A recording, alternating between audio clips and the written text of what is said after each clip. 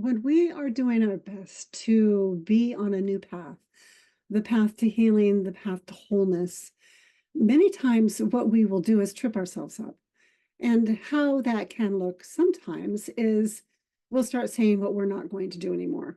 I don't want to do that. I'm going to let go of that habit, that bad habit. And when we talk in that way, what we're actually doing is unfortunately reinforcing that habit.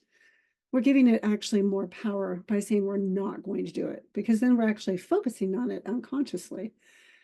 So, what can help is to empower yourself by paying attention to what you say and how you feel when you say it.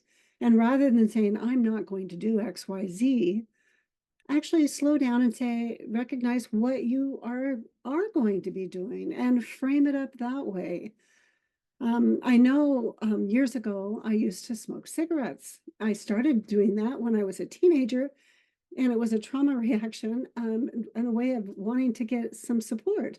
It didn't help. It didn't really do what I hoped it would do. And yet, when I got older and I didn't want to do that anymore, telling myself I don't want to smoke anymore didn't work. It didn't help. It just made me want to have more cigarettes. So what I noticed I really did like is I like the fresh, clean taste, particularly spearmint. And I loved being able to sing and to breathe deeply. When I would go swimming, I would need to have more breath. So I began to focus on what I was saying yes to. I was saying, I am so excited to be able to swim further and longer. And I love the fresh smell of spearmint and the fresh, clean scent. And so what I would do is I would choose to have things in close proximity to me that when I would have the urge of my old pattern that would come up and start to run its program, I could acknowledge it and say, oh my gosh, yes, there it is. And this is a stressful moment, and that's my go-to. And right now I am choosing to take an action that's life-serving for me anyway. And I'd chew a piece of spearmint gum. And I would go out and I would do some exercise, and I would be so glad that I could breathe.